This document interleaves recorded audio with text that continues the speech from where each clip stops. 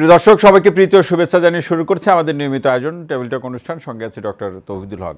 Doctor Mohammad ইউনূসের doctor Mohammad ইউনূসের নেতৃত্বে অন্তর্বর্তীকালীন সরকার রাষ্ট্র সংস্কারকে সামনে রেখে তারা কাজ করছে এবং তারা বেশ প্রথমে 6টি পরে 4টি সংস্কার কমিশন গঠন করা হয়েছে এবং নির্বাচন কবে রাজনৈতিক দলগুলোর এই আলোচনা কিংবা এই জিজ্ঞাসার প্রেক্ষাপটে প্রধান উপদেষ্টা, সম্মানিত প্রধান উপদেষ্টার যে বক্তব্য সেটি হচ্ছে 25-এর শেষে অথবা 26-এর শুরুতে নির্বাচন হবে এবং এই আলোচনার সূত্র ধরে নির্বাচন কমিশন যেটি বলছে যে সেপ্টেম্বর কিংবা অক্টোবর, তারা সেপ্টেম্বরকেই বলছে যে ভোটার তালিকা প্রকাশ তার আগেই হবে এবং যেটি নির্বাচনের যে তফসিল সেই বিষয়ে তারা এক ধরনের ইঙ্গিত রেখেছেন। প্রসঙ্গ হচ্ছে প্রধান উপদেষ্টা বললেন যে সংস্কার এবং নির্বাচনের প্রস্তুতি একসঙ্গে চলবে। রাজনৈতিক দলগুলো বলছে প্রধান উপদেষ্টার আলোচনার প্রেক্ষাপটে যে নির্বাচন নিয়ে সুনির্দিষ্ট করে তারিখ, দিন, ক্ষণ সেটি স্পষ্ট করা উচিত এবং সেই 25-এর শেষে কিংবা 26-এর শুরুতে সেটি নিয়েও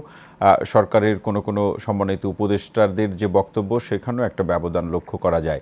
রাজনৈতিক দলগুলো বলছে যতই নির্বাচন যত দ্রুত হবে, দেশের চলমান যে পরিস্থিতিগুলো রয়েছে, যে ইস্যুগুলো রয়েছে, আইনশৃঙ্খলা পরিস্থিতি শতভাগ পূর্ণতা পাওয়া কিংবা মানুষের প্রত্যাশা পূরণ হওয়া, আইনশৃঙ্খলা পরিস্থিতির প্রেক্ষাপটে বাজারে নিত্যপণ্যের মূল্যবৃদ্ধির যে প্রসঙ্গ রয়েছে, এছাড়া যে আরও যে মানুষের যে চাহিদাগুলো রয়েছে, জন আকাঙ্ক্ষার প্রেক্ষাপটে যে চাহিদাগুলো তৈরি হয়েছে, সেগুলো নির্বাচিত সরকার আসলেই এই চাহিদাগুলো দ্রুত সময়ের মধ্যে সেটি পূরণ হবে কিংবা এক ধরনের পরিবর্তিত পরিস্থিতি তৈরি হবে। তবে বর্তমান সরকার কিন্তু অর্থনৈতিক ক্ষেত্রে বিশেষ করে ব্যাংকগুলোর পুনরুদ্ধারের প্রসঙ্গে, আমাদের রেমিটেন্সের যে প্রবাহ সেটি সচল করা, এই অর্থনৈতিক প্রসঙ্গে তাদের কিন্তু একটা ইতিবাচক ভূমিকা কিংবা পদক্ষেপ রয়েছে, যেটিও কিন্তু নানাভাবে প্রশংসা দাবিদার। সব কিছু নিয়ে আজকে আলোচনাটি করতে চাই। তারই প্রেক্ষাপটে আলোচনার শিরোনাম সংস্কার ও নির্বাচন কি একসাথে, এ বিষয়ে আলোচনা করার জন্য দুজন সম্মানিত আলোচক স্টুডিওতে উপস্থিত হয়েছেন। আসুন তাদের সাথে পরিচয় করি দিই। আমার ডান দিকে আছেন বিএনপি চেয়ারপারসনের সম্মানিত উপদেষ্টা আতাউর রহমান ডালি, সর্বডানে আছেন সম্মানিত কলামিস্ট ও সিনিয়র সাংবাদিক এম এ আজিজ। আপনাদের দুজনকে অনুষ্ঠানে স্বাগত জানাচ্ছি। শুরুতে আতাউর রহমান ডালি ভাই, আপনার কাছে আসছে যে নির্বাচন এবং সংস্কার একই সাথে চলবে, এক্ষেত্রে রাজনৈতিক দল তথা বিএনপির কোনো রাজনৈতিক অসুবিধাটা কোথায়? বিএনপি, ধন্যবাদ আপনাকে, ধন্যবাদ আজকে এশিয়ান টিভির যারা দর্শক এবং আমার পাশে আজকে সহ আলোচক বিজ্ঞ সাংবাদিক জনাব এম এ আজিজ। আসলে বিএনপির তো কোনো সমস্যা নেই, বিএনপি সংস্কারের তো বিরুদ্ধে না। জি, বিএনপি কখনোই বলে নাই যে সংস্কার হবে না, বরঞ্চ বিএনপি আপনারা দেখেছেন যে 31 দফা বিএনপি 31 দফা এদেশের মানুষের সামনে পেশ করেছে সংস্কারের জন্যই। তো এটা একটা বিশাল সংস্কার, বিশাল যজ্ঞ। বিএনপি যে 31, সেখানে বিচার বিভাগ আছে, প্রশাসন আছে, আন্তর্জাতিক আইন কানুন আছে, তারপরে ব্যাংক, অর্থনীতি নিয়ে আছে, সব মিলে গণতান্ত্রিক পরিস্থিতি নিয়ে আছে, গণতান্ত্রিক সিস্টেম চালু করার জন্য আছে। বিএনপি যে 31 দফা দিয়েছে সেটা তো একটা সংস্কার কর্মসূচি না, কিন্তু বিএনপি তো বারবার সরকারকে বলছে দ্রুত সময়ের মধ্যে নির্বাচন। তাহলে সরকার যদি সংস্কার করতে চায় সেক্ষেত্রে তো সময়ের প্রয়োজন। সংস্কার, ওই যে ব্যাপারটা যে সংস্কার শেষ করে নির্বাচন, তাহলে আজীবনও সারা পৃথিবীর সংস্কার শেষ হবে না। সংস্কার একটা চলমান প্রক্রিয়া। এই যে আজকে আমরা এই জায়গায় আসছি, কোথায় সেই আদিম যুগ থেকে এই আজকে গণতান্ত্রিক ডেমোক্রেটিক যুগে যে আমরা আসছি, এগুলিও তো একটা ধাপে ধাপে ধাপে ধাপে একটা সংস্কারের মধ্য দিয়ে আমরা আসছি। তো কাজে ওইটার জন্য তো কোনো কিছু বসে থাকে নেই। জি, আমরা যেটা বিএনপি বারবার বলছে যে প্রয়োজনীয় একটা নির্বাচন করার জন্য প্রয়োজনীয় একটি সংস্কার, যা যা দরকার আপাতত হোক, পরবর্তী যে সংস্কারগুলো এবং বিএনপি এটা সবসময় বলছে, জাতীয় সরকারের ধারণা দিয়েছে। বিএনপি সবসময় নির্বাচনের পরেও একটা জাতীয় সরকারের ধারণা দিয়েছে যে এই জাতীয় সরকার থাকলে সবাই আলোচনা করে এই সংস্কারগুলোকে একটা সুন্দর গতিপথে নিয়ে যাওয়া। না, এক্ষেত্রে তো একটা অভিযোগ আছে, সত্য মিথ্যা পরের ব্যাপার। রাজনৈতিকভাবে এই আলোচনাটি, অভিযোগটা আছে যে জাতীয় ঐক্য যে গঠন করলো সরকার, এরপরে জাতীয় সরকারের একটি প্রস্তাব ছিল এবং বলা হচ্ছে যে বিএনপি জাতীয় সরকার এই মুহূর্তে চায় না, তারা নির্বাচন চায়। বিএনপি যেভাবে জাতীয় সরকার চায়, সরকার কি কোনোদিন স্পষ্টভাবে বিএনপি বা অন্যান্য রাজনৈতিক দলকে আহ্বান করেছে আলোচনায়? কাউকে তো এই পর্যন্ত আহ্বান করেন স্পেসিফিক আপনার এজেন্ডা দিয়ে কোনোদিন আহ্বান করেছে যে দিস ইজ দ্য এজেন্ডা, আমরা একটা জাতীয় সরকার গঠন করতে চাই, আসেন আপনারা এই জাতীয় সরকার গঠনে? না, এই বায়বীয় আলোচনার মূল্য বিএনপির কাছে নেই। এই ধরনের বায়বীয় আলোচনা ওনাদেরকে we need to we tell them to stop it, stop this gossips. এগুলো গসিপস,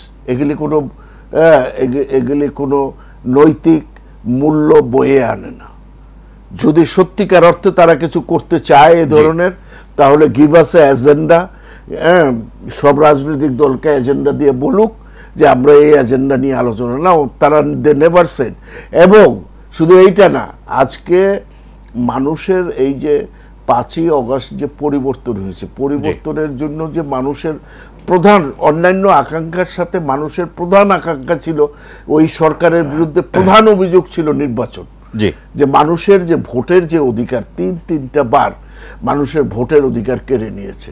না, কিন্তু বিগত সরকারের সময় বা বিগত সরকার নির্বাচন ব্যবস্থার সাথে সম্পর্কিত যে প্রতিষ্ঠানগুলো, সেগুলোর যে ভঙ্গুর অবস্থা তৈরি করেছে, সেখানে যে এক ধরনের একদলীয় ব্যবস্থার অভিযোগগুলো আপনারা করে থাকেন, সেগুলো তো মেরামত বা সংস্কার না করে নির্বাচন দিলে কোনো ফলাফল পাওয়া যাবে? মেরামত করতে আপনার কতদিন লাগে? একটা নির্বাচন করার জন্য এগুলো মেরামত করতে 3 থেকে 6 মাসের বেশি লাগা কথা নয়। তো তারা এত সময় নিচ্ছে কি কারণে? এত সময় কেন নিচ্ছে? ডালি ভাই, অসংখ্য ধন্যবাদ। আরো আলোচনা শুনবো আপনার কাছ থেকে। মাজিদ ভাই আসতে চাই, সংস্কারের জন্য যে সময়টুকু প্রয়োজন সেইটি যেটি বলছেন যে একটি গ্রহণযোগ্য নির্বাচনের জন্য 3 থেকে 6 মাসের বেশি প্রয়োজন না, যেটি ডালি ভাই বললেন। কিন্তু সংস্কার শেষ করে কিংবা একই সাথে নির্বাচন এবং সংস্কারের কার্যক্রম চলবে, এই জায়গাতে বা এই বক্তব্যে রাজনৈতিক দলগুলোর পক্ষ থেকে আবার যে বক্তব্য আমরা শুনলাম, রাজনৈতিক দলগুলোর ভয়ের জায়গাটা কোথায়? ধন্যবাদ আপনাকে ঢালি ভাই, শ্রদ্ধেয় ঢালি ভাই। বহুদিন পরে ঢালি ভাইয়ের সাথে আসছি। আমার বক্তব্য হচ্ছে যে আচ্ছা, ছাত্ররা যে আন্দোলন করেছে এবং তার আগে রাজনৈতিক দল যে 17 বছর ধরে আন্দোলন করেছে, জীবন দিয়েছে, আয়নাঘরে ঢুকছে, গুম হয়েছে, খুন হয়েছে, কোথাও কি কোনো ফ্যাসিবাদী সরকারের পতন ছাড়া সংস্কারের কথা কেউ বলেছে? বলে নাই। একমাত্র বেগম খালেদা জিয়া, তিনি সম্ভবত তখন 22 দফা, পরে সব দলের সাথে 30-20 দলের সাথে সম্পর্কিত এবং বাম দলগুলো মিলে সর্বশেষ 32 দফা সংস্কার, এটা কিন্তু বিএনপির নেতৃত্বেই এইটা শোনা গেছে।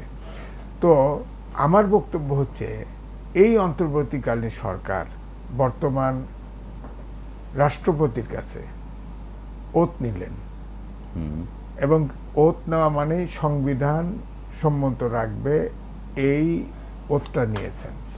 ওত নেওয়া মানে তো সংবিধানের কাছে দায়বদ্ধ, এটি আমি বলছি। এখন তারা যে সংস্কারে হাত দিল, তারা ওত ভঙ্গ করেছে না?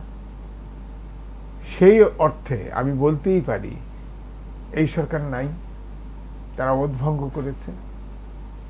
অর্থাৎ এই সরকারের সংস্কার করার ম্যান্ডেট নাই। না, কিন্তু সংবিধান অনুযায়ী শপথ নিলে তারা কি সংস্কার বা প্রাথমিক কাজগুলো করতে পারবে না? সংবিধান অনুযায়ী প্রাথমিক কাজ, আমার বক্তব্য হচ্ছে এটার অজুহাত দেওয়া হয় ছাত্র জনতার আন্দোলনের কারণে সংস্কার। আমার বক্তব্য, ছাত্র 11 দফা দিছে, 6 দফা দিছে, শেষে 1 দফা দিছে, ফ্যাসিবাদের বিলোপ। জি, কোথায় সংস্কার আছে? প্রথমে কোটার সংস্কার, চাকরির সংস্কার চাইছে, এছাড়া তো কোনো সংস্কার ছিল না।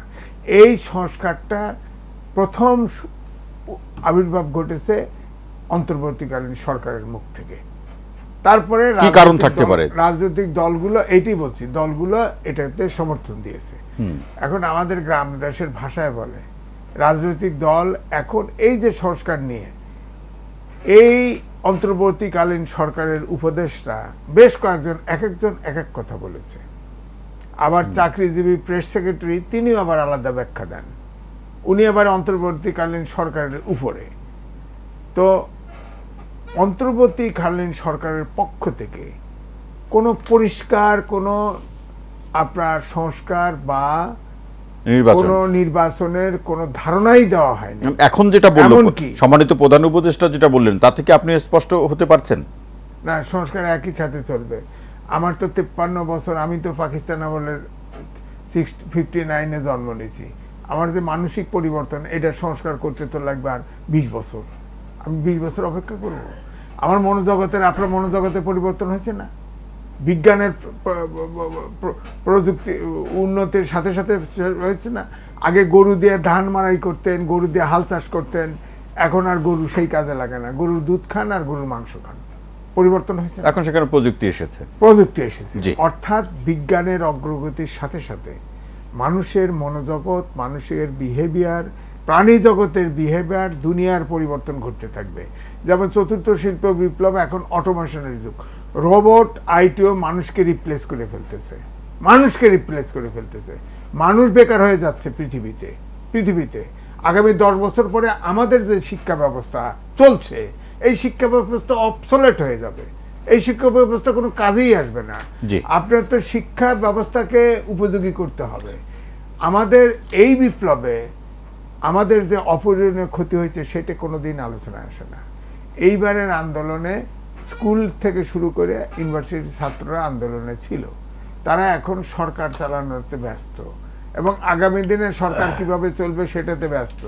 পড়াশোনা, আপনি তো ইউনিভার্সিটির টিচার, পড়াশোনার চাইতে সরকারের ব্যাপারে বেশি ব্যস্ত।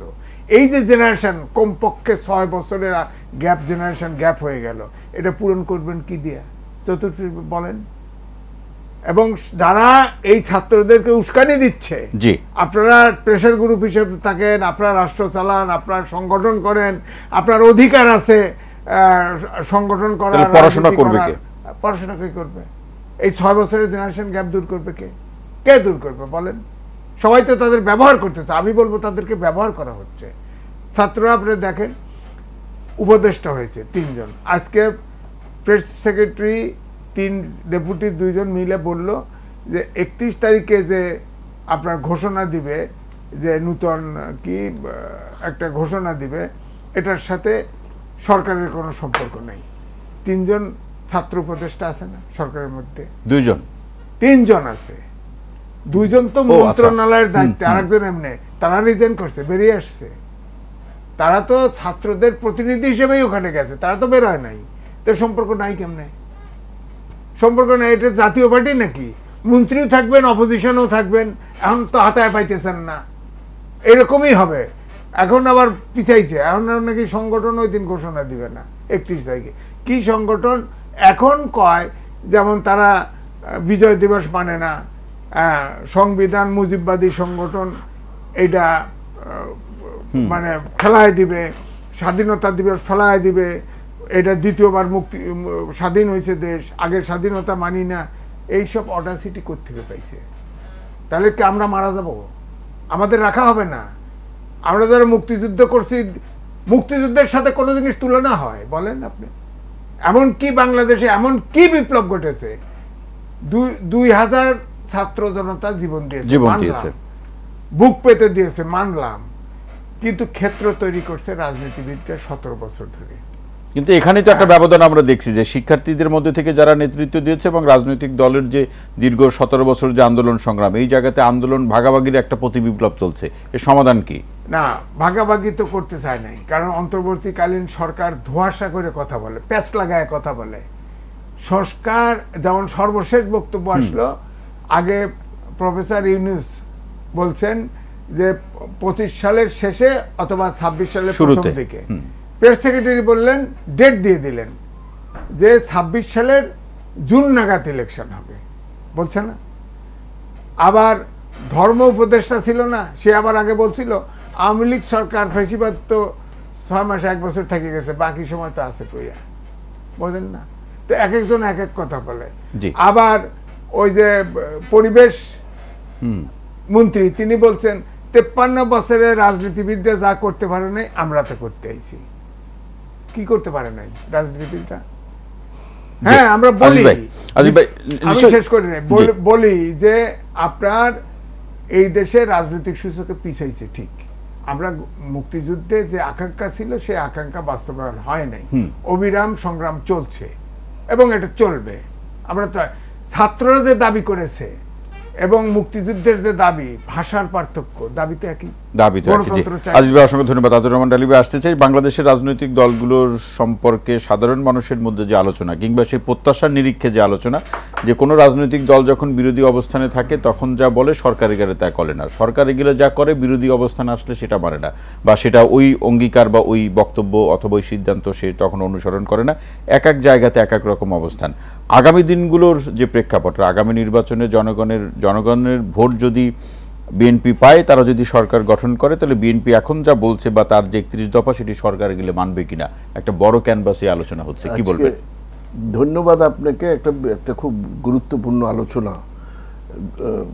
মানে শুরু করার জন্য। আসলে জনগণের ভিতরে যে এই যে সন্দেহ যে রাজনৈতিক দলগুলো বিরোধী দলে থাকলে যা বলে সরকারে গেলে তা করে না, ডেফিনেটলি জনগণের ভিতরে এই সন্দেহের উৎপত্তি হয়েছে এই রাজনৈতিক দলগুলোর আচরণের কারণেই। এবং যারাই ক্ষমতায় ছিল এই যাবৎকাল, আওয়ামী লীগ, বিএনপি, জাতীয় পার্টি, তারা কেউই দেখেন, আমরা বিরোধী দলে থাকলে সবসময় বিচার বিভাগের স্বাধীনতার কথা বারবার বলেছি এবং প্রতিটা দলেই বিচার বিভাগের স্বাধীনতাকে ইগনোর করেছি। প্রশাসনিক সংস্কারের কথা বলছি, গণতন্ত্রে, তারপরে এই যে সংবিধানের সংস্কারের কথা বলছি, 70 আর্টিকেল বাদের কথা বলছি। আমরা বলেছি বিরোধী দলে থাকলে আমরা বলি, পার্লামেন্টে দাঁড়ায় বলি, পার্লামেন্টের বাইরে বলি, রাজপথে বলি, জনসভায় বলি, কিন্তু পার্লামেন্টে যাওয়ার পরে আমরা অনেকেই এটা ভুলে গেছি। এটার অতীত ইতিহাসের কারণেই মানুষ কিন্তু এগুলো নিয়ে খুব সাংঘাতিক রকমের সচেতন। মানে এই 24-এর ঘটনা রাজনৈতিক দলের উপরে কোনো ইতিবাচক পরিবর্তন ঘটাবে কিনা? এটাই হইছে। আজকে দেখেন বিএনপি 31 দফা দিয়েছে, এটা একটা অত্যন্ত ইতিবাচক দিক। এখন প্রশ্ন হলো ক্ষমতায় গেলে মানবে কিনা। মানবে বলে আগে কিন্তু এই ধরনের দফা রাজনৈতিক দলগুলো দিত না, শুধু নির্বাচনের সময় আসলে কিছু দফা ইশতেহার প্রণয়ন করত। কিন্তু এখন কিন্তু এটা ইশতেহার না, this is a commitment to the people. এইটা বাধ্য হয়েছে কিন্তু এই রাজনৈতিক আন্দোলনের কারণে। রাজনৈতিক this is very positive, this is very positive. At least 31 দফার 10টা দফাও তো মানতে হবে। এখন আর সেই যুগ নাই। এখন বিএনপি চাইলেই কিন্তু ওই জায়গায় থেকে, এবং দেখেন বিএনপি যদি না চাইতো, বিএনপির রাজনৈতিক কর্মসূচিতে দেখেন সারা দেশে আমাদের অ্যাক্টিং চেয়ারপারসন জনাব তারেক রহমান, উনি ঘোষণা দিয়েছেন প্রত্যেকটা এলাকায়, প্রত্যেকটা অঞ্চলে, প্রত্যেকটা ইউনিটে 31 দফা নিয়ে আলোচনার জন্য শুরু হয়েছে। সেটি অনেক জায়গায় কিন্তু বিভাগীয় জেলা পর্যায়ে সেই আলোচনাটি হয়েছে এবং এখন কিন্তু নিচের পর্যায়ে এটা যাচ্ছে। এই যে কর্মীদেরকে যখন অ্যারাউজমেন্টে নিয়ে আসে, তখন কিন্তু রাজনৈতিক দলগুলির কমিটমেন্ট আরো বেড়ে যায়। তো এইটা আমি মনে করি অত্যন্ত পজিটিভ দিক। বিএনপি সেই ব্যাপারে আমি বলবো দিক নির্দেশনা দিয়েছে, বিএনপি এই ব্যাপারে অগ্রগামী ভূমিকা। ডালি ভাই, সেটি আপনি যথার্থই বলেছেন। মানে বাংলাদেশের বাস্তবতা, আগামী দিনে রাজনীতির প্রেক্ষাপটে বিএনপি কি করবে 31 দফাকে সামনে রেখে, এই প্রসঙ্গ ধরে যে একটু আসতে চাই। আন্দোলন সংগ্রাম, গণঅভ্যুত্থানের সময় বিগত সরকার আওয়ামী লীগের বিরুদ্ধে আন্দোলনের প্রেক্ষাপটে রাজনৈতিক দলগুলোর মধ্যে যে ঐক্য ছিল, পরবর্তী সময় সরকার কিংবা নির্বাচনের সংস্কার কিংবা নির্বাচনের প্রসঙ্গ ধরে সেই ঐক্যর জায়গাগুলো এখন আমরা দেখছি না। মনে হচ্ছে এখন যে যার পথে হাঁটছে।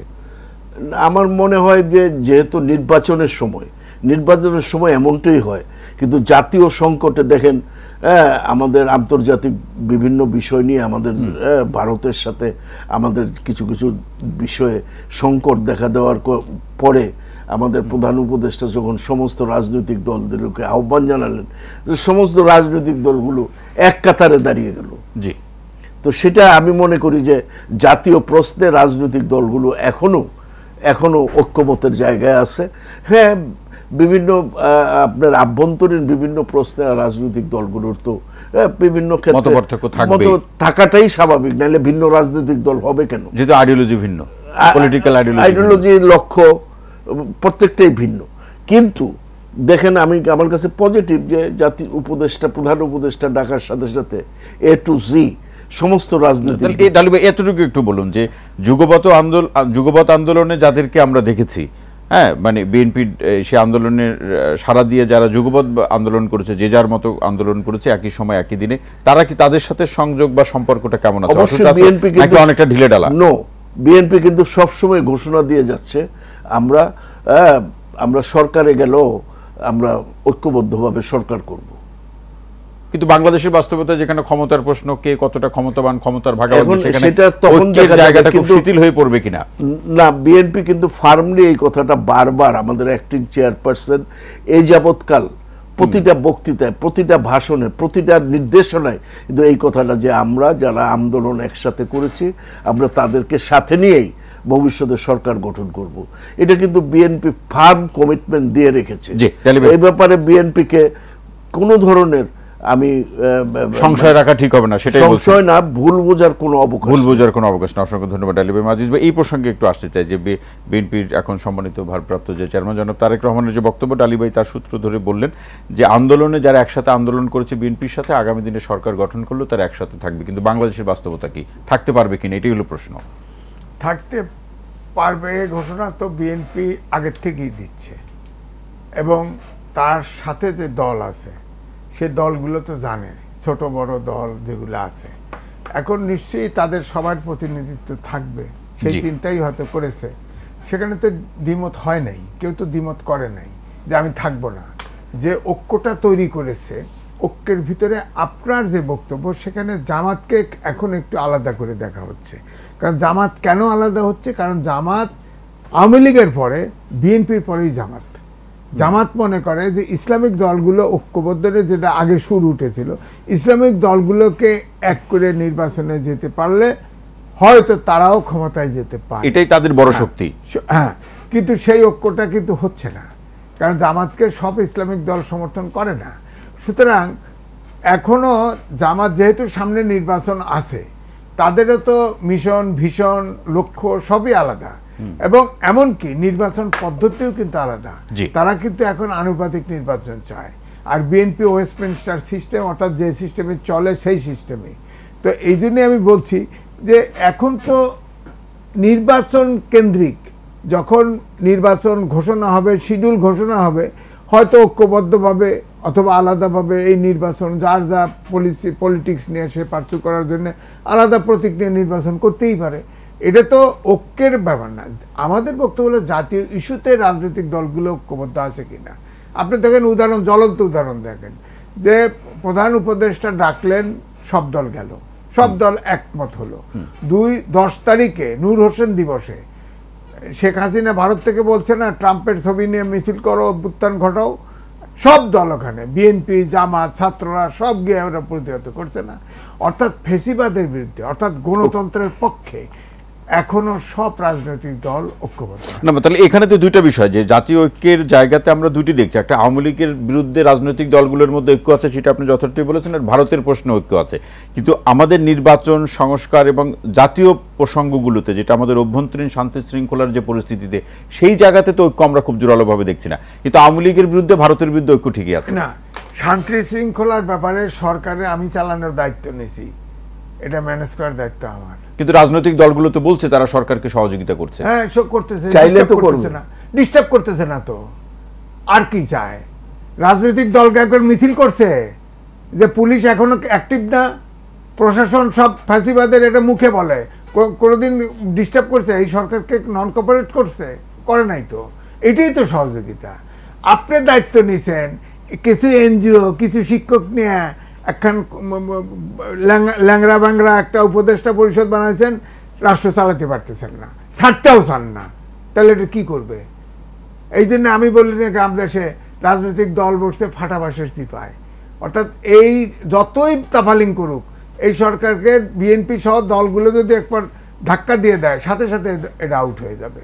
কিন্তু এই যে 15 তারিখ, এই 24 সালেরই 15 নভেম্বরের 15 তারিখে আন্তর্জাতিক ক্রাইসিস গ্রুপ একটা প্রতিবেদন ছেপেছে। সেই প্রতিবেদন নিশ্চয়ই আপনারা লক্ষ্য করেছেন যে এই সরকার যদি, যে জনগণের প্রত্যাশা, এটা পূরণ করা খুবই বড় চ্যালেঞ্জ, যদি এটা পূরণ করতে না পারে, তাহলে দেশ আগের অবস্থায় ফিরে যাবে, অথবা সেনাবাহিনী ক্ষমতা নিবে। এটা কি ওনারা পড়ে নাই, লেখাপড়া জানে না? পড়ছে তো। তো ওনারা একটা রোড ম্যাপ চায়, দলগুলি কেন দেয় না? আপনি দেন না, 6 মাস বেশি নেন না, 1 বছর বেশি নেন, কিন্তু যা হোক স্পষ্ট হোক। স্পষ্ট করেন না কেন? আপনি নির্বাচন কমিশন করলেন, সংবিধান অনুযায়ী করছে না? শেখ হাসিনার ফর্মুলা অনুযায়ী করছে না? আপনি সংবিধান সংস্কার কমিটি করছেন, নির্বাচনী ব্যবস্থায় সংস্কার কমিশন করছেন, আপনি নির্বাচন কমিশন কেন করলেন? অপেক্ষা করলেন না কেন? বলছে কোনো দল যে নির্বাচন কমিশন করো? আর করছেন যখন, নির্বাচন কমিশন বলছে আমি নির্বাচন করতে রেডি, আপনি নির্বাচন দিচ্ছেন না কেন? কেন? আপনি রাষ্ট্র চালাতে পারছেন, মার্কেট ঠিক নাই, আইন শৃঙ্খলা ঠিক নাই, প্রশাসন সব পেশিবাদী প্রশাসন।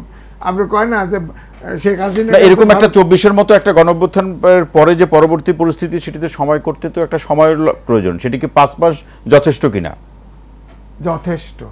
3 মাসে অন্তর্বর্তীকালীন সরকার ছিল, 3 মাসে নির্বাচন দিছে না। তারা বুঝতেই পারে না কিভাবে কোনটা আগে কোনটা পরে হবে।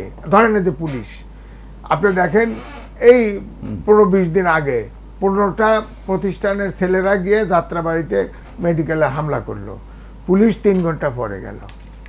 অনেকেই দোষ করতে শুনেছি যে পুলিশ কোনো ব্যবস্থা নিল না। 3 ঘন্টা পরে আর্মি, র্যাব এরা দিয়া এটাকে কন্ট্রোল করলো সাথে। আপনি কেন করবে পুলিশ? পুলিশের জায়গাটা দেখবেন না? প্রত্যেকটা থানা অস্ত্র লুট হয়ে গেছে, থানা ভেঙে দিছে, আগুন দিয়ে দিছে।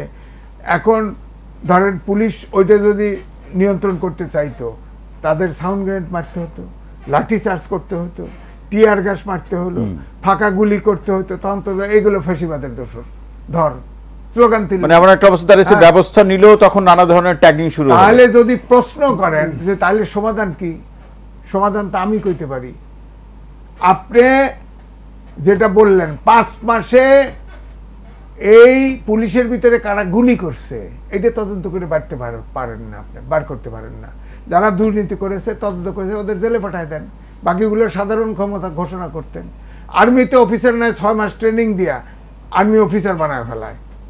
আপনি ট্রেনিং দিয়া অফিসার বানাতে, আর আপনার ছাত্ররা অনেক আন্দোলনে ছিল না, এর দ্বারা এসএসসি পাস করছে, ইন্টারমিডিয়েট পাস করছে, এখান থেকে নিতেন, স্কাউট আছে, আনসার আছে, এখান থেকে বেছে বেছে নিয়ে আপনি বলছেন আমাদের সেই সুযোগ বা ব্যবস্থাগুলো আছে, কিন্তু সেগুলোকে চিন্তা করে এই মানে মূল ব্যবস্থা নিয়ে আসা। শোনেন, আপনি ডিসি পদায়ন বানানো নিয়ে অনেক কেলেঙ্কারি শুনলেন না? ডিসি প্রশাসন ক্যাডারের সব আপনি দিচ্ছেন, নিরপেক্ষ নির্বাচন কেমনে করবেন? বণিক বার্তা ছাপছে 95% প্রশাসন ক্যাডারের অফিসার হচ্ছে ফেসিবাদের দোষর। আমি নিজে এই অন্তর্বর্তীকালীন সরকারের একজনের সাথে ঘনিষ্ঠতা, তাকে আমি রিপোর্টটা দিছি, রাক্কল হোক, অথচ সেই প্রশাসন ক্যাডারের সব লোককে ডিসি বানাই দিছে। এর বাইরে 25টা ক্যাডার আছে। আপনি ডিসি হইতে কি আইনস্টাইনের বুদ্ধি লাগে? ফাইলের ভিতরে লাগে এটা হইলো, এটা হইল না, এটা চলবে, চলবে না, এই তো এক্সপেরিয়েন্স।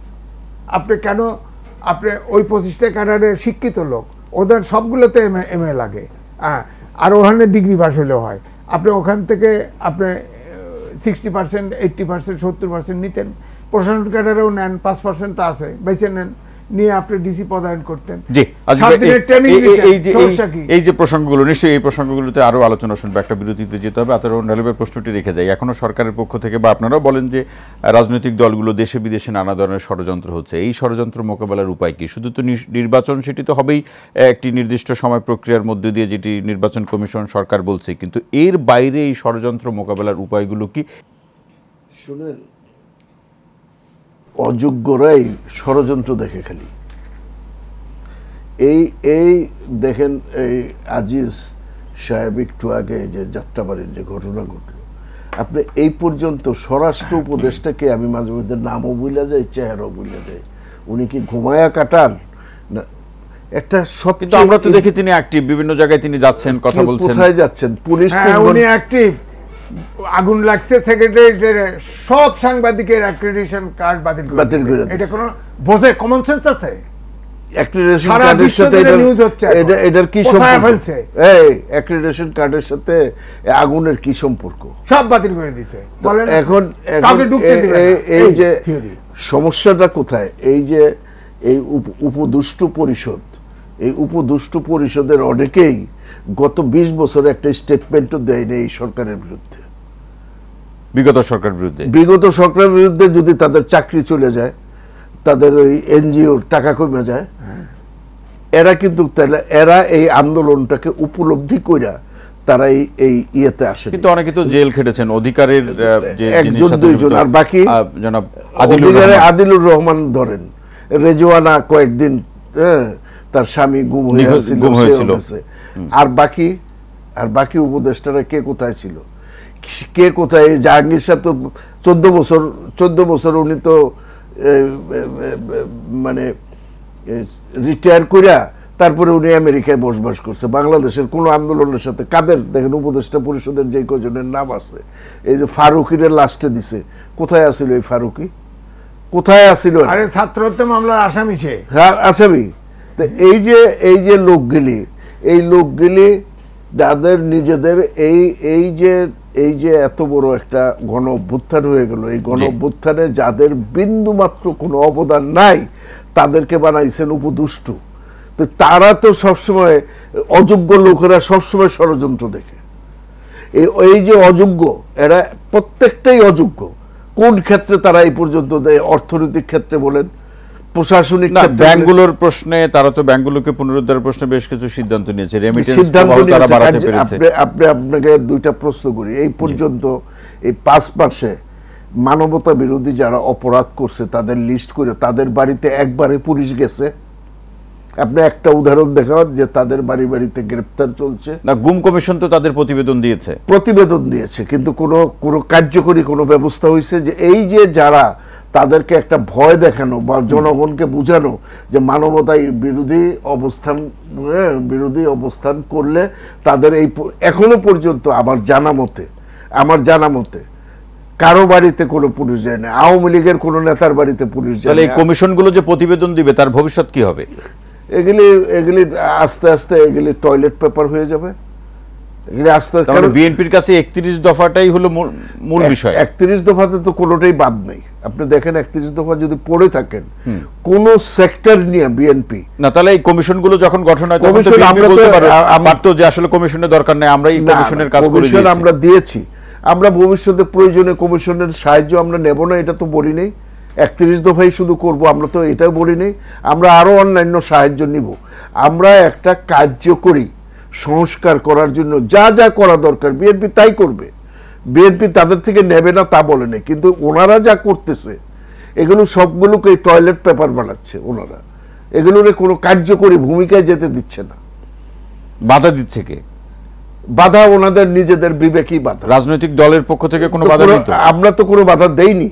আমরা তাদেরকে সময় দিয়েছি এবং তাদের মাথায় বিএনপি যদি মনে করে 1 ঘন্টার ভিতরে এই সরকারের পদত্যাগ করাবে, বিএনপির জন্য কোনো ঘটনা না। বিএনপি এখনো বাংলাদেশের সর্ববৃহৎ সংগঠিত রাজনৈতিক শক্তি, গত 18 বছর আন্দোলন সংগ্রামে পরীক্ষিত একটি রাজনৈতিক শক্তি। কিন্তু শিক্ষার্থীরা তো বলছে 17 বছর বা 18 বছর ধরে আপনারা বিগত সরকারের সাথে কোনোভাবে রাজনৈতিকভাবে পেরে ওঠেন নাই। শিক্ষার্থীরা যখন আন্দোলনের সামনে এসেছে তখন সরকারের পতন হয়েছে। এটা শিক্ষার্থীরা বলছে। বোকার স্বর্গে বাস করছে। বন্ধুরা, আমার ছাত্র বন্ধুরা, আমরা 1982 সালে এরশাদের বিরুদ্ধে 10 দফা প্রথম প্রণয়ন করি, কিন্তু এটার পরিণতি হয় কাদের হাতে? আমাদের হাতে পরিণতি হয়নি। পরিণতি করেছে পরবর্তীতে ছাত্র সংগ্রাম পরিষদ। ঠিক একইভাবে 52 সালে সংগ্রাম হয়েছে, 62 সালে হয়েছে, 69 সালে হয়েছে, 66 সালে হয়েছে। এটার পরিণতি হয়েছে 71 সালের মুক্তিযুদ্ধে। এবং আরেকটা বলি যে একটা পাথরকে অনেকগুলো হ্যামার দিয়ে মারার পরে লাস্ট যে হ্যামারটা মারে সে পাথরটা ভাঙে। এটার অর্থ এটা নয় যে লাস্ট হ্যামারটার কারণে এই পাথরটা পুরো ভেঙে গেল। ঘটনাচক্রে যে পাথর হ্যামারগুলো মারতে মারতে মারতে মারতে এই পর্যন্ত আমরা রাজনৈতিক দল 18 বছর, তোমরা কয়জন গুম হইছো? তোমরা কয়জন জেল খাটছো? তোমাদের তো কোনো রাজনৈতিক কর্মসূচি ছিল না। আমি যদি বলতে চাই, তোমাদের শুধু ছিল একটা সংস্কারমূলক কর্মসূচি। তোমরা 4 তারিখে সকালবেলা সরকার পদত্যাগের আন্দোলন শুরু করছো। আর আমরা 17 বছর 18 বছর জি। ধরে সরকার দিলীপ ভাই আরো শুনবো, একটু বিরতিতে যাওয়ার আগে আজিজ ভাইয়ের কাছ থেকে শুনতে চাই যে এক ধরনের একই প্রশ্ন, তবে না, প্রেক্ষাপটগুলো যে কমিশনগুলো যে কাজ করছে তারা যে প্রতিবেদন দিবে এর ভবিষ্যৎ কি হবে? আচ্ছা, প্রথম কথা হচ্ছে এই যে কমিশনগুলি করা হলো, নেক্সট যে পার্লামেন্ট আসবে সেই পার্লামেন্ট তো অনুমোদন না করলে তো এই কমিশনের রিপোর্ট কিচ্ছু আসে যায় না। তা আপনি কমিশনে রাজনৈতিক দলের প্রতিনিধি রাখলেন না কেন? রাজনৈতিক দলের সাথে প্রপারলি কথা বললেন না কেন? জি, তো এখন আমি উদাহরণ দিই, দেখেন হোসেন মোহাম্মদ এরশাদের সময় 3 জোটের রূপরেখা ছিল, হাইকোর্ট বেঞ্চ প্রত্যেক ডিভিশনে বানানোর কথা ছিল, 6টা ডিভিশনে, এটা ট্র্যাশ পেপার হয়ে ফেলে দিছে। শাহাবুদ্দিনের সময় 21-22 স্টেপ সংস্কার প্রস্তাব ছিল, বাতিল। আপনার 111 সরকারের সময় 120-22 স্টেপ প্রস্তাব ছিল এবং অনেক দল সংস্কার প্রস্তাবের কথা বলে অনেক নেতা আউট হয়ে গেছে। কোনো হয়েছে সংস্কার হয়েছে? কোনো দল আওয়ামী লীগ সরকার ক্ষমতায় এসে কোনো একটা বাস্তবায়ন করছে? করে নাই। সুতরাং রাজনৈতিক সংস্কার যদি করা হতো, চাইতো, তাহলে রেল লাইন কিন্তু রেল লাইনের উপর দিয়েই যেতে হবে, মাটি দিয়ে চলবে না। আপনি প্রথমে যেহেতু অনেক দল, একমাত্র আওয়ামী লীগ ছাড়া সব দলের সাথে আলোচনা করে আপনার বিএনপি একটা 31 দফার সংস্কার প্রস্তাব তৈরি করে জমা দিছে, জি, আপনি সেটাকে বেসিস ধরে তার সাথে যোগ করতেন, বিয়োগ করতেন, তাহলে অন্তত সহজ হতো। আপনার এইসব আমেরিকান সিটিজেন দিয়ে সংবিধান বানাবেন, ব্রিটিশ সংবিধান দিয়ে ব্যক্তি দিয়া আপনার গণমাধ্যম সংস্কার করবেন, এগুলো তো রাজনৈতিক দল মানতে বাধ্য না। না, এই জায়গাতে আজিজ ভাই আরেকটা প্রশ্ন রেখে যায়, বিরতি থেকে ফিরে এসে শুনবো। তাহলে এই যে যে আকাঙ্ক্ষায় বর্তমান সরকারের কাছে যে আকাঙ্ক্ষার প্রেক্ষাপটে যে প্রত্যাশাগুলো, মানে আমি সেটাই বলছি, এই প্রশ্নটি আমাকে করার সুযোগ দেন। সেটি হচ্ছে যে আকাঙ্ক্ষা পূরণ করার প্রশ্নে সরকারের যে ভূমিকা বা যে প্রত্যাশার জায়গাগুলো আমরা প্রত্যাশা করছি তারা এই ভূমিকাগুলো পালন করবে, তাহলে সেই জায়গাগুলো যদি একটি প্রাতিষ্ঠানিক রূপ না পায়, তাহলে এই যে 24 তো শুধু একটা ইতিহাস হয়েই থাকবে। এখান থেকে ফলাফলটা কি হবে বা কি হতে পারে? আত্মত্যাগের আপনি স্বীকারোক্তি দিচ্ছেন, স্বীকার করছেন, এ পর্যন্ত চিকিৎসা পায় না, এখনো মারা যাইতেছে, চিকিৎসা দিতে পারেন নাই। আপনার হেলিকপ্টার নিয়ে কিন্তু ছাত্র উপদেষ্টা ঘুরে বেড়াইতেছে, 6 দিনে 18 বার প্রাইভেট হেলিকপ্টার নিয়ে করেন। হ্যাঁ, আবার নিজেদের আত্মীয় কিন্তু তদবিরের জন্য বসায় দিচ্ছেন, অফিস বানায় বসায় দিচ্ছেন, এগুলো পারতেছেন। আপনি এই ছাত্র যাদের জীবন দিল, যারা এখনো হসপিটালে অসুস্থ, তাদের চিকিৎসা করাতে পারেন না। বলেন, আপনার এই উপদেষ্টা পরিষদ ওত নেওয়ার পরে প্রায় 1 মাস পরে যখন তারা নিজেরা এই হসপিটাল থেকে বেরোয় প্রতিরোধ ডাক দিছে, তখন এই উপদেষ্টা পরিষদ তাদের দেখতে গেছে। তখন আইন উপদেষ্টা বলেছে অন্তত আমরা তো এসেছি, অন্তত এসেছি। তো এটা ফিলই করে না তারা। তো যারা উপদেষ্টা পরিষদ, আপনি যেটা বললেন, তো এটা উপদেষ্টা পরিষদের দায়িত্ব। এখন যদি এই সংস্কার যদি বাস্তবায়ন না হয়, হ্যাঁ, এটার দায়িত্ব এই সরকারের, কারণ এরা মিসহ্যান্ডেল করছে। আপনার শুরুতে সংস্কারের প্রত্যেকটা কমিটিতে রাজনৈতিক প্রতিনিধি রাখা ছিল, দলের প্রতিনিধি রাখেন, কিন্তু রাজনৈতিক দলগুলোর সাথে সংস্কার কমিশনগুলো তো আলোচনা করবে, প্রতিনিধি নাই, আলোচনা করবে। আপনি বলেন, শোনেন, বিএনপি বলতেছে ওয়েস্টমিনস্টার সিস্টেম ইলেকশন, জামাত বলতেছে আনুপাতিক নির্বাচন। ধরেন দুজন স্টিক করলো, সমাধান কোথায়?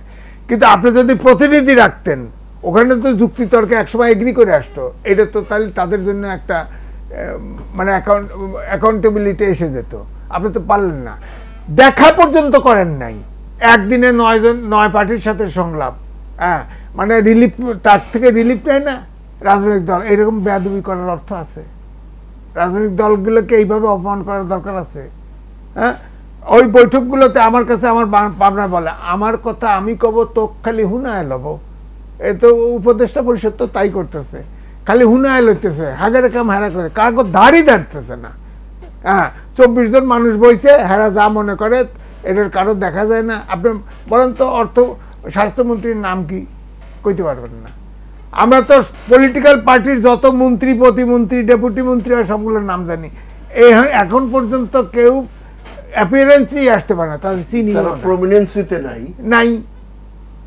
ধরে আইনে উপদেষ্টা বানাইছে, তাদের সাথে আন্দোলন কাজে নাই, কিছু আপনার নাই। নামটা, মানুষের নামটা আপনি জি, আসতেছি আমি। দু একজনের সাথে আজিজ ভাই, আমি জি, আজিজ ভাই, আমি শুনবো। জি, ডালি ভাই। তাদের নামটা তুমি, তারা যদি কাজে করবে প্রতিদিন প্রমিনেন্সিতে থাকে তাহলে তুমি নামটা জানো। হ্যাঁ, কিন্তু এখানে আরেকটা মৌলিক প্রশ্ন এসে দাঁড়ায় গেছে, আসলে তারা এই যে একটা অনৈতিক কাজ তারা করছে ছাত্ররা, সেটা হলো যে একটি সরকারে বসে, সরকারের চেয়ারে বসে একটা রাজনৈতিক দলের জন্ম দিতে যাচ্ছে।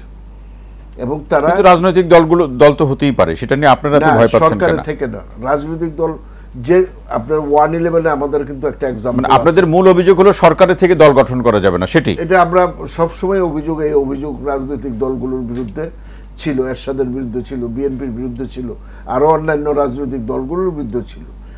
এবং এই যে তারা এই কাজটা করছে, এটা একটা চরম অনৈতিক। এবং ডক্টর ইউনূস উনি নৈতিকতার ভান করেন সবসময়, আমি বলবো ভান করেন। যদি উনি নৈতিকতা থাকতো তাহলে উনি তো ওনাদেরকে বলতো যে stop it, you can not do it, এই গভর্নমেন্টের থেকে তোমরা এটা করতে পারো না, they can not do it. একাধারে তারা সরকারে থাকবে, আবার রাজনৈতিক দল সৃষ্টি করে তারা নির্বাচনে যাবে। যতদিন তাদের রাজনৈতিক দল সৃষ্টি না হবে ততদিন পর্যন্ত তারা এখানে কোনো ধরনের সংস্কার হইতে দিবে না, কোনো ধরনের হতে দিবে না, নির্বাচন হইতে দিবে না। এবং তারা তাদের দলে আনার জন্য গত পতিত স্বৈরাচারের যারা কাউন্সিলর ছিল, যে 229টা আপনার পৌরসভা এবং 11টা 229টা উপজেলা চেয়ারম্যান এবং 11টা পৌরসভার যারা কাউন্সিলর ছিল, এবং এগুলো কেউ নির্বাচিত ছিল না, যেহেতু কোনো রাজনৈতিক দল ওই নির্বাচনগুলোতে অংশগ্রহণ করে না, এরা এককভাবে ভোটে সিল দিয়ে এরা হয়ে গেছে। এই পতিত স্বৈরাচারকে তারা এখন পথ দেখাচ্ছে তাদের এই দলে জয়েন করার জন্য। তা সেক্ষেত্রে একটা বক্তব্য ছিল যে আসলে এই কাউন্সিলরদের অনেকেই আন্দোলনের সাথে সম্পৃক্ততা হয়েছিল বা সম্পৃক্ত ছিল, এটাকে আপনারা একমত? কথা, কোন কাউন্সিলর জড়িত ছিল? আপনারা এই দেখেন নাই মোহাম্মদপুরের কাউন্সিলররা এখানে কিভাবে গুলি করছে? এখানে দেখেন নাই আসিফ কাউন্সিলর, এখানে দেখেন নাই রাজীব কাউন্সিলর, এইরকম সমস্ত মগবাজারের কাউন্সিলর, সূত্রাপুরের কাউন্সিলর, তারা গুলি করছে সামনাসামনি সরাসরি। এই কাউন্সিলরদেরকে আপনি এখন ডেটল দিয়ে ধুইয়া তাদেরকে বানাইতে চান? হ্যাঁ, তাতে জীবাণুমুক্ত হবে? তারা তো তাই চাচ্ছে, এবং এই রাজনৈতিক দল সৃষ্টি করার জন্য তারা এদেরকে টেনে আনবে। এবং আরেকটা জিনিস আমি বলি, এই যে আমরা ওয়েস্টমিনিস্টার স্টাইলে এখানে সিস্টেমে ইলেকশন চালছি, যে মেজরিটি ভোট পাইলো সেই ইলেক্টেড হবে। আর আনুপাতিক হারে যারা চাচ্ছে, তারা কি চাচ্ছে? আওয়ামী লীগের ইলেকশনে আনতে চাচ্ছে, এবং এই ছোট ছোট রাজনৈতিক দলগুলো যারা 1% ভোট পাইলো তারা 3টা। না, সেটা তো প্রতিনিধিত্ব থাকলে জবাবদিহিতার জায়গাটা বেশি থাকবে না? মনে হয় না। তারা কি এই সমস্ত রাজনৈতিক দলগুলোর কোনো জবাবদিহিতার আছে নাকি? এটা মূলত আওয়ামী লীগকে প্রতিষ্ঠিত করার জন্য এই পরিকল্পনা নেওয়া হয়েছে। পার্লামেন্টে যদি ধরেন আনুপাতিক নির্বাচন হয়, যে ফেসিবাদ ছাত্ররা জনতা জীবন দিল, 200 লোকের জীবন দিল ফেসিবাদ বিলোপের জন্য, সেই ফেসিবাদের তো প্রতিনিধি এসে যাবে পার্লামেন্টে। আর ছোট ছোট যে দলের প্রতিনিধিত্ব থাকবে, সিদ্ধান্ত তো মেজরিটির বেসিসে হবে। তো সুতরাং আপনার ওদের তো সে তেমন থাকবে না। ধরেন বিএনপি মেজরিটি পায়, সরকার গঠন করলো, আওয়ামী লীগও থাকলো, ছোট ছোট দলও 2-4-5টা করে। আওয়ামী লীগ 10% যদি ভোট পায় তাহলে 30টা সিট চলে আসবে। আইন পাস করার সময়, পার্লামেন্টের সিদ্ধান্ত নেওয়ার সময় মেজরিটি তো হবে। হ্যাঁ, জয়যুক্ত হয়েছে, মেজরিটি করলো পাস, লাভ তো হইল না। আপনি দেখেন এটা কত ধরনের এখানে ষড়যন্ত্র চলছে এই পতিত ফেসিবাদকে নিয়ে। আবারও একসময় এরশাদরে নিয়ে এরকম ষড়যন্ত্র হয়েছে, এরশাদরে নিয়ে টানাটানি হয়েছে। এখন এই পতিত স্বৈরাচারকে কিভাবে প্রতিষ্ঠিত করা যায়, বিএনপিকে কিভাবে আন্ডারমাইন করা যায়, সেই ধরনের সমস্ত বিএনপির বিরুদ্ধে চক্রান্ত হচ্ছে। তো আমি সুস্পষ্ট ভাষায় আবার বলি, বন্ধুরা, আপনারা বিএনপির বিরুদ্ধে ষড়যন্ত্র চক্রান্ত করা ভুলে গিয়ে এই পতিত স্বৈরাচারকে কিভাবে ঠেকাবেন সেই দিকে নজর দিন। আপনারা ধ্বংস হয়ে যাবেন। বিএনপি যদি শুধু একটি হেঁচি দেয়, সেই হেঁচির রক্ষা করার, হেঁচির সামাল দেওয়া আপনাদের পক্ষে। আজিজ ভাই, যে বিএনপির বিরুদ্ধে ষড়যন্ত্র হচ্ছে কিনা এটা একটি প্রশ্ন বা প্রসঙ্গ, সাথে নতুন দল সেটা কি বিএনপিকে কোনো ভাবনায় ফেলে দিল কিনা আগামী নির্বাচনকে সামনে? না, ভাবনা ফেলে নাই। এটা ব্যাপারটা অনৈতিক। যে বলেন না শূন্য গোয়াল দুষ্ট ষাঁড়ের চেয়ে শূন্য গোয়াল ভালো, ব্যাপারটা এরকম। এই যে দেখেন না ছেলেরা 31 তারিখে ঘোষণা করবে যে মুজিববাদী সংবিধান আপনার মানে ইয়ে করবে, কি বলছে যেন মুজিববাদী হ্যাঁ মুজিববাদী সংবিধানকে কবরস্থ ঘোষণা করা হবে। কিভাবে কেমনে কেমনে আপনার সরকারের কবরস্থ করেন না কে? হ্যাঁ তো সংবিধান সম্মত রাখার জন্য ওত নিয়েছে, আপনার ওই ঘোষণা দিয়ে কবরস্থ হবে? আপনার সরকারের তো আছে, আপনার ছাত্র 3 জন উপদেষ্টা আছে, আপনি কবরস্থ করবেন? আপনি বিজয় দিবস মানবেন না, স্বাধীনতা দিবস মানবেন না, সংবিধান কবরস্থ করবেন, আবার সংবিধানে কতদূর ফলো করবেন কতদূর ফলো করবেন না, এইরকম গোজামিল দিয়ে তো সরকার। দেখেন এই ইউনূস পৃথিবীতে সবচাইতে মানুষ সরকার প্রধান রাষ্ট্রপ্রধান, এদের দেখেন সারা বিশ্বে অর্থনৈতিক প্রতিষ্ঠান যত আন্তর্জাতিক সবগুলোকে কিন্তু সম্মোহন করতে পারে।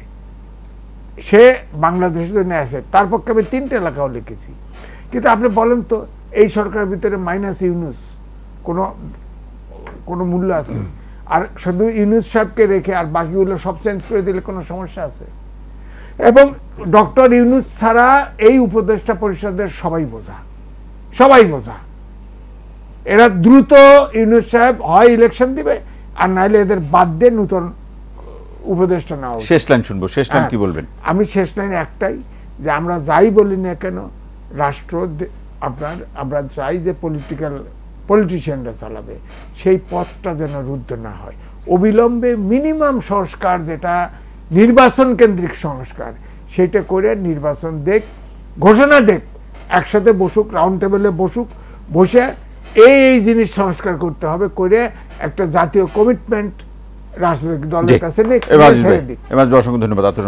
আমরা মনে করি যে আগামী 6 মাসের ভিতরে যা হয়েছে সংস্কার, আগামী 6 মাসের ভিতরে নির্বাচন করা সম্ভব। এবং এইটা যদি এই উপদেষ্টা পরিষদ না পারে, তারা পদত্যাগ করুক, রাজনৈতিক দলদের থেকে লোকজন নিয়ে তারা কাজ করুক। আমি বিশ্বাস করি যে 6 মাসের ভিতরে একটা সুষ্ঠু, সুন্দর এবং ডেমোক্রেটিক একটা ইলেকশন দেওয়া সম্ভব। এবং এটা দেওয়ার পরে বাংলাদেশের যে এখন আপাতত যে সমস্যাগুলো আছে, সেই সমস্যাগুলোকে আমরা ধীরে ধীরে আমরা সমাধানের পথে যেতে পারি সকল রাজনৈতিক দল। এবং সেক্ষেত্রে আপনার আলোচনা থেকে যদি তথ্যপত্র দিয়ে বলি যে 6 মাসের মধ্যে যদি আমরা আলোচনার ক্ষেত্রে ধরি যে 6 মাসের মধ্যে নির্বাচন দিল, সেক্ষেত্রে যেটা আজিজ ভাই বললেন নির্বাচন কেন্দ্রিক যে প্রসঙ্গগুলো এখানে জড়িত, ভোটার তালিকা কিংবা নির্বাচন পরিচালনার সাথে যারা জড়িত তাদের সংশোধন লাগবে। ভোটার তালিকা তো 3 মাসের বেশি লাগে না। 2 তারিখে মার্চের 2 তারিখে ঘোষণা হচ্ছে ভোটার তালিকা শেষ না, কিন্তু যারা নির্বাচন পরিচালনায় সহযোগী ভূমিকা পালন করবে তাদের এখানে প্রশাসনের লোক আছে, আইন শৃঙ্খলা বাহিনীর তৈরি আছে, আর্মিকে ম্যাজিস্ট্রেসি পাওয়ার দিছে না, আর্মি ম্যাজিস্ট্রেসি পাওয়ার আছে, আপনাদের তো সব দেওয়া আছে অলরেডি। প্রয়োজনে ডিভিশন ভারতের মতো ভাগ করে নেবে নির্বাচন, 7 দিনে নির্বাচন করবে, 7 দিনে করবে, সমস্যা মানে একদিনে নাও হতে পারে। হ্যাঁ, একদিনে না করবে, প্রশাসন কম থাকলে 7 দিনে করবে, এক মাস লাগায় যথেষ্ট না থাকে আপনি 7 দিনে করেন, 8টা ডিভিশন আছে 8 দিনে করেন, সমস্যা কি? আপনার সমস্যা কোথায়? আপনার তো নির্বাচন করার জন্য সবকিছু রেডি, আপনার নির্বাচন কমিশন রেডি। আপনি ইচ্ছা করলে এই যে 4 মাস গেল, আরো 6 মাস, এই 1 বছরে 10 মাসে আপনার প্রশাসনের উপরে নির্বাচন কমিশনের আপনি নিয়োগ দিতে পারতেন নতুন। আপনি 6 মাসের ভিতরে নিয়োগ দিয়া, 6 মাস ট্রেনিং দিয়া তাদেরকে ডালি ভাই আপনি বলেন যে ধরেন রিটার্নিং অফিসার হবে ডিসি তো পদায়ন করে ফেলছে, ধরেন আপনি ইলেকশন কমিশনের নিজস্ব অফিসার আছে, আমি তো সেটার কথা বলতেছি, পেশাজীবী অন্য ক্যাডার থেকে নেন, রিটার্নিং অফিসার অন্য ক্যাডার দেন অথবা পেশাজীবী দেন। আমি তো চেয়ারম্যান রিপোর্টার্স ইউনিটির 3000 ভোটার, আমি করতেছি না, আমি পারবো না একটা এলাকায় আমি এক নির্বাচন করতে পারবো না? এটা সম্ভব, কিন্তু যদি ডাল মে কুছ কালা হয়, ডাল মে क्या কালা है? কালা মানে কি খুবই কালা? একেবারে অন্তর কালা। অন্তর কালা করলি রে ভাই তুই দেহ কালার লেগা। এই যে দেহ কালাটা কি, তারা তাদের শখ জাগছে, এতদিনের শখ জাগছে, একটা নতুন রাজনৈতিক দল কইরা তারা একটা নির্বাচন করে ক্ষমতায় আসবে। বাস্তবতা কি একদম বাস্তবতার থেকে তারা অনেক দূরে, কারণ তারা তো আন্দোলন সংগ্রামের সাথে যুক্ত ছিল না। তারা এই ধরনের দিবা স্বপ্ন দেখাটা তাদের জন্য স্বাভাবিক। বিএনপির মতো রাজনৈতিক দল দিবা স্বপ্ন দেখে না, বিএনপি রাজনীতি করে বাস্তবতার আলো। আমরা তো শুনছি বিএনপি নাকি নতুন দল গঠন হবে, এটা নিয়ে ভয় আছে রাজনৈতিকভাবে। বিএনপির কোনো ভয় নেই। বিএনপি শুধু এই যে অনৈতিক কাজগুলোকে বন্ধ করে দেরি করার ভয় পাচ্ছে। আজিজ ভাই কিছু যোগ করতে যাচ্ছেন? আমার বক্তব্য হচ্ছে, শোনেন, খুব সংক্ষেপে বলি, আগেও বলছি, জাসদ সবচাইতে ডেডিকেটেড, 9 মাসের ট্রেনিং প্রাপ্ত ছিল। জাসদ হচ্ছে না, হটকারীর জন্য জাসদ শেষ হয়ে গেছে। এবং এই ছাত্ররাও দেখবেন যে হটকারী কথাবার্তা বলে এবং হেলিকপ্টার দৌড়ানো শুরু করছে, আত্মীয় স্বজনকে আপনার তদবিরের জন্য বসায় দিছে। এটা অটোমেটিক, এটা তলানি। একেবারে শেষ লাইন শুনতে পারবো, শেষ লাইন বলি। এখনো এই উপদুষ্টুদের, সবাই তো নিশ্চয়ই না, অনেকেই, তাদের শুভবুদ্ধির উপদয় হোক। এই রাষ্ট্রটা একটা এনজিও না, এটা একটা রাষ্ট্র, গণতান্ত্রিক রাষ্ট্র। এটা 30 লক্ষ শহীদের বিনিময়ে, রক্তের বিনিময়ে এই রাষ্ট্রটা আমরা পাইছি। এইটা নিয়ে ছিনিমিনি খেলা বন্ধ করে মর্যাদা আমাদের রক্ষা করতে হবে, এর মর্যাদা রক্ষা করতে হবে। এবং অতি দ্রুত নির্বাচনের পথে যদি না যায়, দেশে আরেকটা সংকট দেখা দিবে। সেই সংকট মোকাবেলা করা কঠিন হয়ে যাবে। জি, অসংখ্য ধন্যবাদ আতাউর রহমান ঢালী এবং এম এ আজিজ, আপনাদের দুইজনকে অসংখ্য ধন্যবাদ আজকের আলোচনা আমাদের সময় দেওয়ার জন্য।